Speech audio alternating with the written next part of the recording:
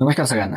आज 28 एप्रिल 2026 आणि आजचा विषय मुंबई पुणे हायवेवरील मिसिंग लिंक प्रकल्प. तर हा प्रकल्प महाराष्ट्रातील MSRDCने म्हणजे महाराष्ट्र राज्य रस्ते विकास महामंडळाने बांधलेला आहे.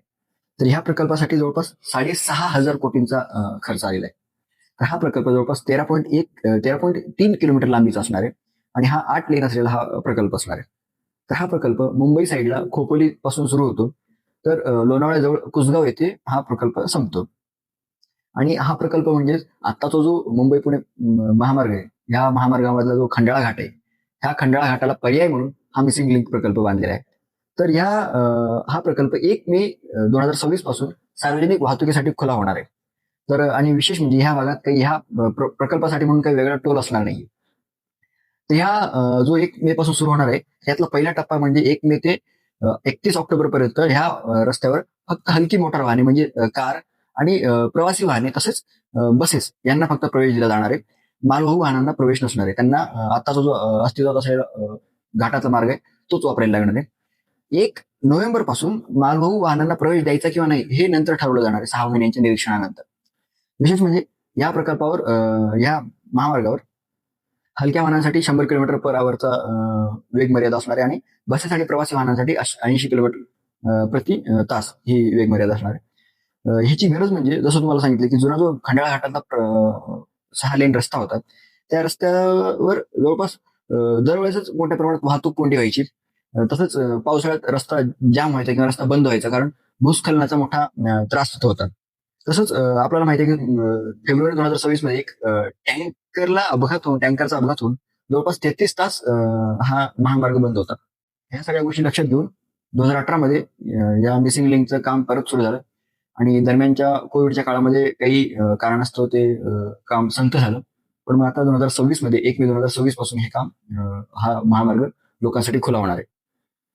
तर ह्या महामार्गाचे 2 पॅकेज आहेत. पहिल्या पॅकेजमध्ये 2 भव्य बोगदे असणार आहेत. एक 1.7 किलोमीटरचा आणि दुसरा बोगदा 8.9 किलोमीटरचा असणार आहे. हे बोगदे आशियातील सगळ्यात रुंद बोगदे असणार आहेत. जवळपास 23.3 मीटर एवढ्या रुंदीचे असणार आहेत. आणि ह्यातला जो 8.9 किलोमीटर लांबीचा जो बोगदा आहे हा लोणावळ्यातील जो तलाव आहे त्या तलावाखालून जवळपास 180 फूट खालून जाणार आहे. तसंच दुसऱ्या पॅकेजमध्ये 2 उड्डाणपूल असणार आहेत. ह्यांनाच वायडक्ट असंही म्हटलं जातं. तर यातला एक उड्डाणपूल 840 मीटरचा असणार आहे आणि दुसरा 650 मीटरचा. आणि हा जो 840 मीटरचा जो उड्डाणपूल आहे तर हा टायगर व्हॅलीच्या वर असणार आहे. ह्या प्रकल्पामुळे मुंबई पुण्यातलं अंतर जवळपास 6 किलोमीटरनी कमी होईल. तुम्हाला वाटेल की 6 किलोमीटर खूपच कमी झालं, पण मग हे 6 किलोमीटर घाटातलं अंतर कमी होईल. त्यामुळे जवळपास 25 ते 30 मिनिटं वेळ वाचणार आहे. हा मोठा फरक पडणार आहे.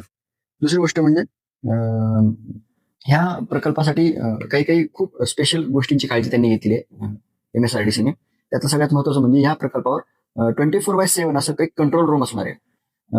ह्या जो महामार्ग मिसिंग लिंक आहे, मिसिंग लिंकच्या दोन्ही बाजूला हे कंट्रोल रूम असणार आहे. इथं 24/7 स्टाफ असणार आहे. या बोगद्यामध्ये सीसीटीव्ही कॅमेरे असतील. तसंच प्रत्येक 300 मीटरवर एक क्रॉस पॅसेज असेल, म्हणजे दोन्ही बोगद्यांना जोडणारे एक रस्ते असतील. इमर्जन्सीमध्ये कुठे काय अडचण आली तरी ट्रॅफिक वळवून ट्रॅफिकचा गुंता होणार नाही अशी काळजी घेतली जाईल. तसंच फायर फायटिंगची म्हणजे वॉटर हायड्रंट त्यांनी बसवलेले आहेत. तसंच ऑडिओ स्पीकर ह्या बोगद्यांमध्ये बसवलेत, म्हणजे कंट्रोल रूम मधून काही सूचना द्यायची असतील तर त्याही त्यांना देऊ शकतात ते. तसंच त्या बोगद्यामध्ये गरमी व्हायला नको किंवा श्वास गुदमरायला नको लोकांचा, म्हणून एक्झॉस्ट फॅन सुद्धा बसवलेले.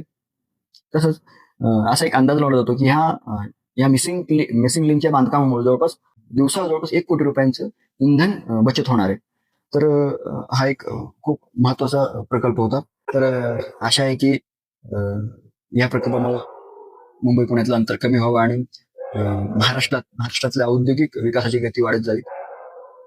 हा व्हिडिओ कसा वाटला नक्की कळवा. भेटूया पुढच्या व्हिडिओत. तोपर्यंत धन्यवाद.